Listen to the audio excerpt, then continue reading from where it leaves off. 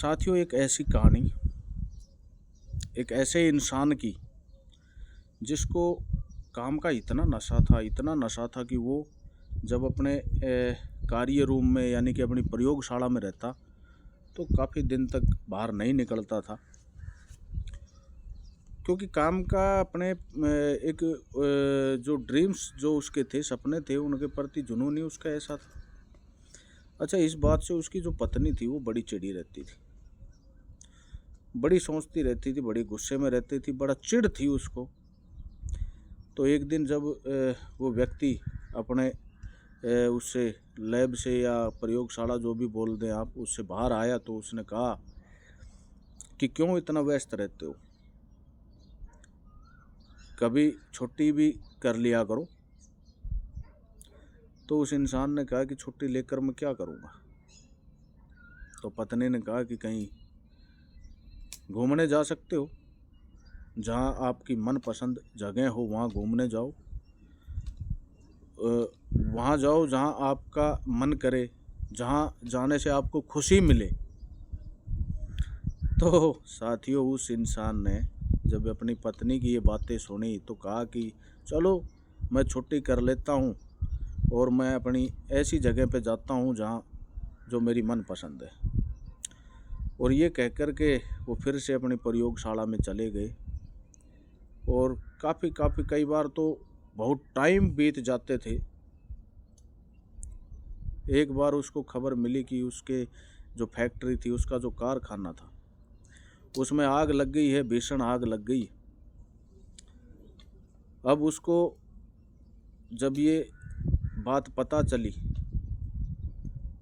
तो वहाँ पहुँचे, और जब ये बात उसके बेटे को पता चली तो वो भी वहाँ पे पहुँच गया। उसने देखा तो पिताजी एक कोने में खड़े हुए थे और देख रहे थे उस तबाही के मंजर को। बेटे को पता था कि पिता ने कितनी मेहनत की है, कितना कर रहे हैं,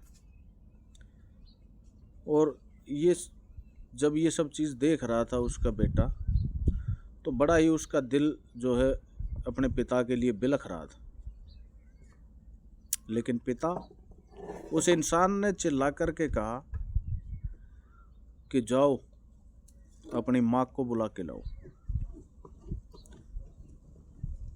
हो सकता है जीते जी फिर ऐसी चीज़ें देखने को ना मिले, ऐसी घटना सीखने को ना मिले, ऐसी घटना समझने को ना मिले, ये मंजर जो है ये दोबारा देखने को ना मिले। उसकी मदर को भी बुलाया। अगले दिन साथियों, अगले दिन उस तबाही की राख के बीच सारे अरमान, सपने, उम्मीदें जलकर राख हो गई थी। तो उस व्यक्ति ने कहा वहीं कि तबाही की भी कितनी बड़ी कीमत होती है। ध्यान से समझना साथियों, उसने कहा तबाही की भी बड़ी कीमत होती है।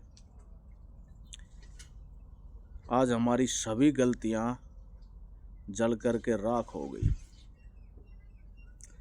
अब हम अपनी जिंदगी की नई शुरुआत कर सकते हैं। आज से हम नया जीवन शुरू कर सकते हैं। और साथियों, इस घटना के 3 महीने बाद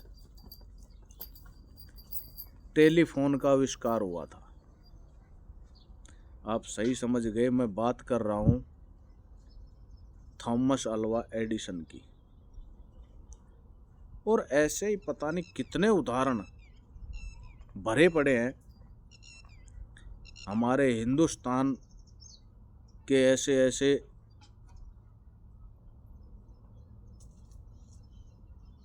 योद्धाओं के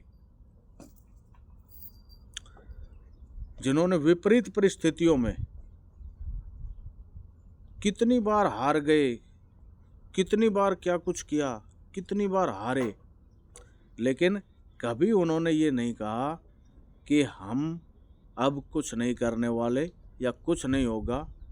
थॉमस अल्वा एडिसन कितनी बार फेल हुए थे, उसकी बहुत सी ऐसी चीज़ें हैं और आप लोगों ने पढ़ी भी होंगी।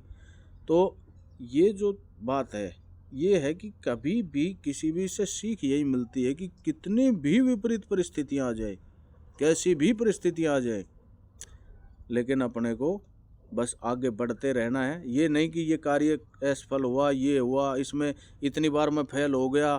तो ये भाई किसी भी शास्त्र में, किसी भी उसमें लिखा नहीं है कि आप एक बार इस काम को करेंगे तो आपको पास ही होना है, नहीं होंगे।